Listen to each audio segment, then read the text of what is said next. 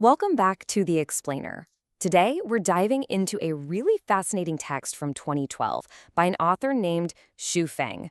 We're going to unpack a pretty bold critique of a massive spiritual figure, and then trace this highly specific, structured path to achieving total inner peace.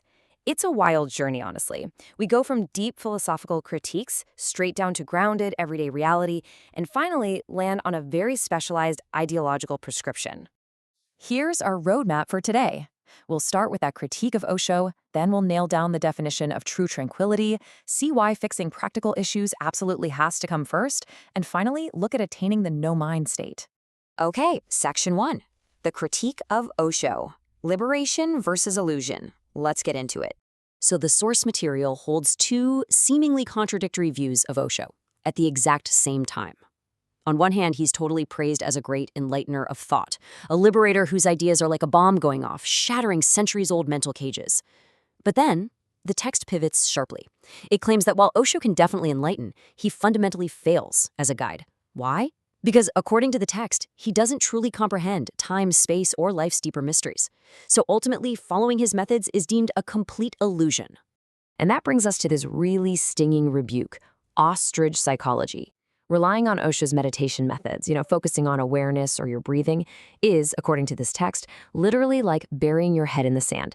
Sure, you might feel safe in the dark, but you're really just indulging in unrealistic fantasies while your actual, real-world problems are standing right behind you. The text insists that his definition of surpassing the mind is way too ambiguous, which leads to chaotic practices that actually make true tranquility much harder to reach. Moving right along to Section 2, defining true tranquility. What is real peace? Well, the text gives us this profound, heavily Buddhist-inspired definition of tranquility. It's a state where the mind dwells nowhere. Imagine being completely unbound by physical sensations, absolutely no attachment to sound, smell, taste, touch, or any phenomena at all. It describes this state of having no suffering, but also no origination, no cessation, and no attainment. This isn't just about kicking back and feeling a little relaxed after a long workday, right?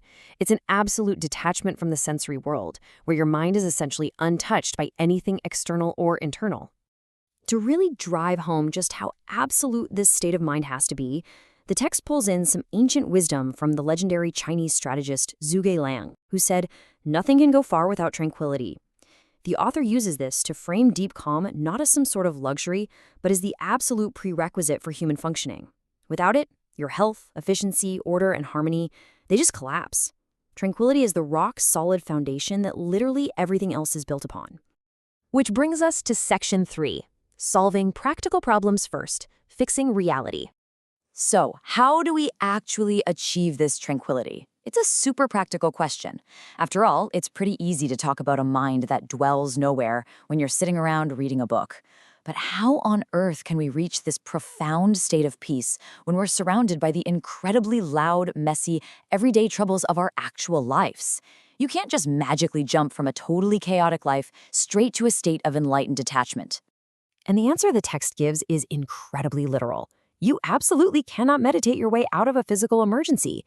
If your stomach is growling, you need to find food. If a child is crying, soothe them. And if there's a leaking gas pipe in your kitchen, you have to fix the leak. You can't just sit there crossing your legs and focusing on your breathing, right? The rule here is firm. You must conquer your tangible, worldly problems first. Trying to meditate while you have immediate dangers literally right in front of you is just impossible. Fleeing to a remote mountain cave with a mind full of unresolved worries, that's just self-deception. In fact, this kind of forced artificial calmness is compared here to injecting morphine. Sure, it numbs the chaos for a little bit, but once it wears off, the hunger, the bills, and that gas leak are all still waiting for you. Your mind remains completely tangled. True tranquility is only possible when the fundamental issues of survival and daily life have been squarely addressed and actually resolved. All right, Section 4, Attaining the No-Mind State, the Ultimate Destination. Drawing heavily on the ancient philosopher Laozi, we see this massive contrast. First, consider the state of having a self. This ego, this sense of self, is exactly what brings about anxiety over favor, disgrace, wealth, and status. It's what Laozi calls great calamities. But the radical solution? Having no self. Eliminate the self, and you eliminate the very source of those human calamities. If there's no mind, the very need to even seek tranquility simply vanishes. Okay, so if fixing the gas leak and feeding your stomach gets you to baseline peace, how do you actually achieve this ultimate esoteric state of no mind and no self? The text asks this exact question directly, and it leads us right into its final, highly specific ideological prescription. The roadmap it provides is a really strict 3-step directive. Step 1, read a specific text called the Chanyuan corpus. Step 2, read the Xuefeng corpus, which you might notice happens to be named after the author of the text we're analyzing today. And step 3, actively live in a specific community known as the Second Home, which was established by a group called Lifechanyuan.